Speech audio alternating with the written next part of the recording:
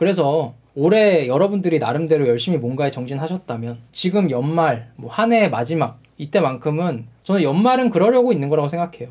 그래서 따뜻하게 느껴지는 거고. 자, 여러분들 벌써 한 해가 다 갔죠? 벌써 12월 말이잖아요. 지금 12월 27일이잖아. 또 한 살을 먹었죠.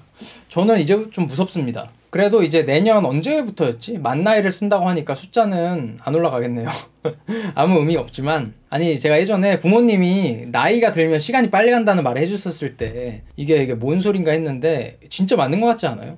나이가 시간 가는 속도라면서 뭐 10살이면 뭐 시속 10km로 가고 20살이면 20km, 30살이면 시속 30km로 간다고 막 그랬었는데 진짜 그런 것 같아, 느낌이. 여튼 여러분들은 올 한 해 후회 없이 잘 보내셨나요? 뭔가 계획하기 좋아하시는 분들은 연초에 다이어리도 사고 목표를 세웠을 것 같은데, 살도 빼고 뭐 좋은 데로 이직도 하고 되게 무성했을 거 아니에요, 계획이. 아니 내가 보니까 막 연말 연시에 다이어리를 수집하는 분들도 있더라고요. 아, 다이어리 하니까 생각났다. 저희 멤버십에 가입하시면 이렇게 이쁜 사운드 다이어리를 선물로 드립니다. 아, 이게 아니지. 죄송합니다. 잠깐 또 잔악계가 또 나와버렸네. 다시 본론으로 돌아가서 올해 후회 없이 잘 보내셨죠? 괜찮은 걸 성취했거나 아니면 기억에 남는 일이라든지. 저 같은 경우에는 연말에는 항상 아쉬움이 있었던 것 같아요. 워낙 목표를 원대하게 잡는 몽상가 스타일이라서. 근데 솔직히 몽상가도 아니다. 왜냐면은 저는 그게 현실적이라고 생각을 하거든. 남들이 보기에는 망상인데 내 기준에서는 항상 현실적이야. 무슨 말인지 알겠죠? 그래서 여튼 저는 항상 생각처럼 잘 안 된 것도 있고, 좀 더 열심히 할 수 있었는데, 돈도 좀 더 벌 수 있었는데, 이런 아쉬움들은 이번에도 있고요. 근데 그 우리나라 사람들은 참 열심히 사는 것 같아요, 제가 보기에. 자기 발전이나 자기 개발 이런 키워드에 동기부여도 굉장히 많이 되는 편인 것 같고, 뭐 이런 걸 차치하고서라도 누구나 지금보다 경제적으로 더 풍요로워지고 싶어하고, 또 사회적으로 뭐 지위도 높아졌으면 좋겠고, 뭐 이런 근본적인 욕구들은 다 가지고 있을 거라고 생각을 해요. 그래서 발전하기 위해서 연말 연시에는 계획을 세워보는 거고, 뭐 좋은 직장, 뭐 집, 차, 뭐 이런 것들. 뭐 저도 그렇습니다. 뭐 이런 게 없다면 거짓말이죠. 당연히 이런 물질적인 부분에 욕심이 많은 편이고, 다만 이제 예전보다는 더 다양한 가치를 추구할 뿐이지. 그래서 단순 무력은 좀 줄었죠. 이게 어느 정도 채워지면 더 넓게 보이는 것 같아요, 확실히.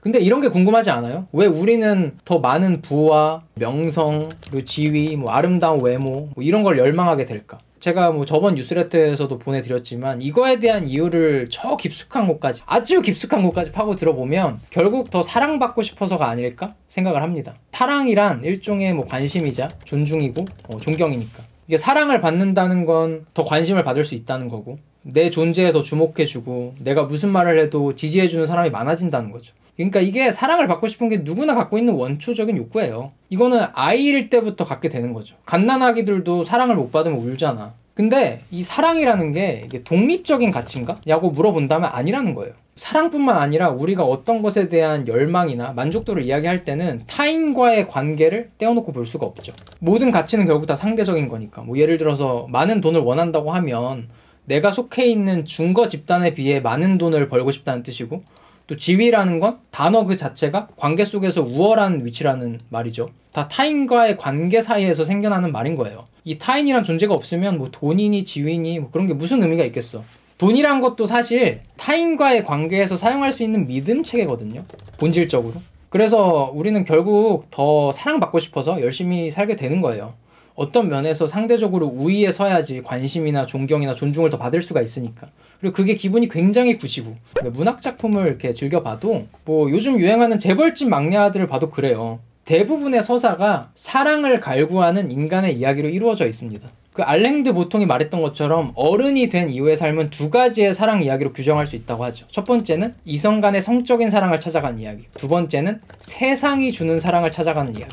근데 되게 재밌는 건 이런 이성 간의 사랑 이야기는 보통은 아름답게 표현이 되는데, 뭐 문학 작품에서도 그렇고 세상의 사랑을 더 받기 위해서 지위나 명성이나 부를 추구하는 모습은 좀 세속적이어 보이고 뭔가 어딘가 결핍이 강하게 있는 사람처럼 표현이 많이 되죠. 관종이라 그러고 속물이라 그러고 우리가 느끼기에도 좀 그렇고요. 이게 사실 세상이 주는 사랑을 갈구하는 것도 이성 간의 사랑 이야기만큼 누구나 갖고 있는 보편적인 욕구인데, 부나 지위나 이런 걸 강하게 추구하는 사람은 또 별로 안 좋게 보는 경우가 많잖아요. 근데 그걸 안 좋게 보는 것 자체가 모든 사람들이 이 세상이 주는 사랑을 엄청나게 갈구한다는 증거입니다. 헤르만 헤세가 말했듯이 내가 갖고 있지 않은 모습에는 절대 화가 날 수가 없거든. 나도 사실 바라고 있는데 내가 어떤 심리적인 장애물 때문에 표출하지 못하게 되니까 화가 나는 거죠.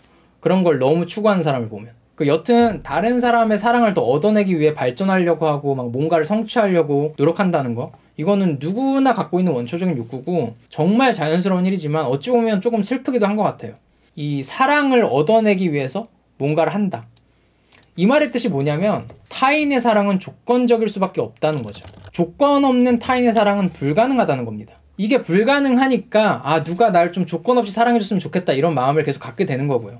안 되는 건 더 갖고 싶잖아. 사실 우리가 조건 없는 사랑을 받을 수 있을 때는 유일하게 엄마 뱃속에 있을 때, 아주 갓난아기일 때밖에 없는 거죠. 내 멋대로 하고 울고 불고 난리를 쳐도 사람들은 관심을 줍니다. 그때는, 딱 그때만. 존재 그 자체로 사랑을 받을 수 있는 시기. 이런 조건이 없는 사랑을 정신분석적으로는 어머니적인 사랑이라고 하는데, 어머니적인 사랑을 받을 수 있는 건 저 때밖에 없다는 거죠. 이 행복한 시기가 지난 다음에는 이제 아버지적인 사랑, 훈육적인 사랑을 받을 수밖에 없는 거죠.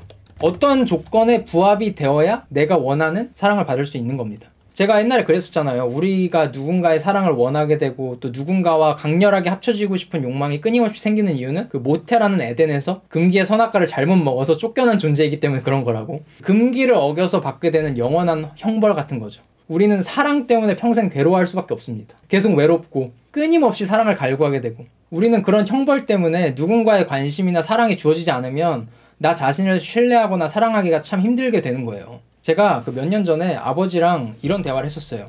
아빠, 그래도 나를 부족하지 않게 잘 부양해줘서 너무 고맙다. 문득 그런 생각이 들었다라고 했더니 아빠가 뭐라고 하셨냐면, 야, 내가 이 정도라도 했으니 너네들이 날 쳐다봐 주기라도 하는 거지. 내가 너네들을 부족하게 키웠으면 너네들이 나랑 지금 밥이라도 먹어줬겠냐? 이러시더라고요. 근데 그 말을 듣고 마음이 되게 아팠었어요.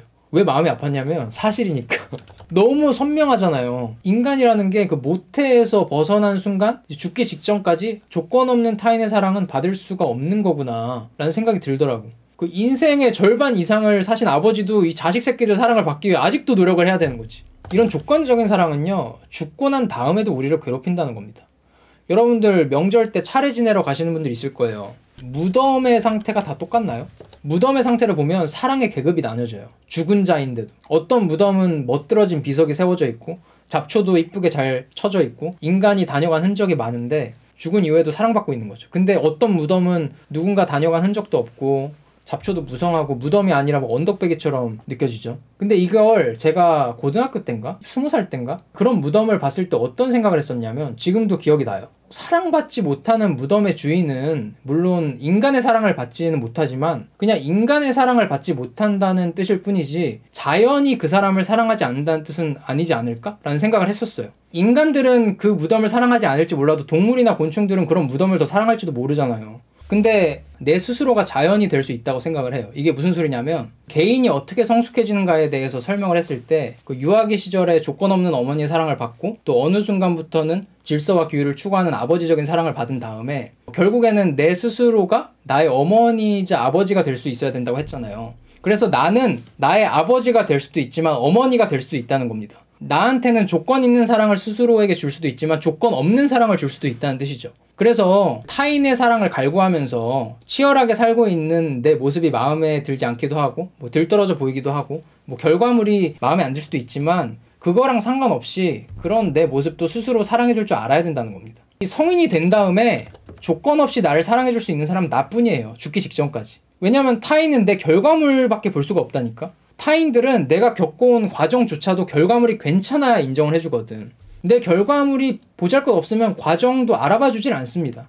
여러분들도 솔직히 타인을 판단할 때 그렇게 판단하시잖아요. 근데 내 스스로는 알지. 내가 얼마나 열심히 했는지. 내 과정까지 사랑해줄 수 있는 건 나밖에 없다는 거죠. 그래서 올해 여러분들이 나름대로 열심히 뭔가에 정진하셨다면 지금 연말, 뭐 한 해의 마지막 이때만큼은 부족한 나라도 좀 스스로 완벽하게 사랑을 해보세요. 그런 거 자체가 너무 비겁해 보여서 내키지가 않는다면 옆에 있는 소중한 누군가에게라도 좀 조건 없는 사랑을 잠깐이라도 줘보시는 게 좋지 않을까. 작은 기프티콘이라도 같이 겉들어서. 저는 연말은 그러려고 있는 거라고 생각해요. 그래서 따뜻하게 느껴지는 거고. 저는 그 니체가 한 말 중에 그 하루의 끝에 반성하지 말라라는 말을 되게 좋아하거든요. 어떤 걸 마무리할 때는 너무 깊게 반성하지 말라는 뜻입니다. 내가 나한테 너무 혹독하게 안 해도 어차피 세상이 타인이 나를 혹독하게 평가할 거기 때문에 중심을 좀 맞춰줘야죠. 그쵸?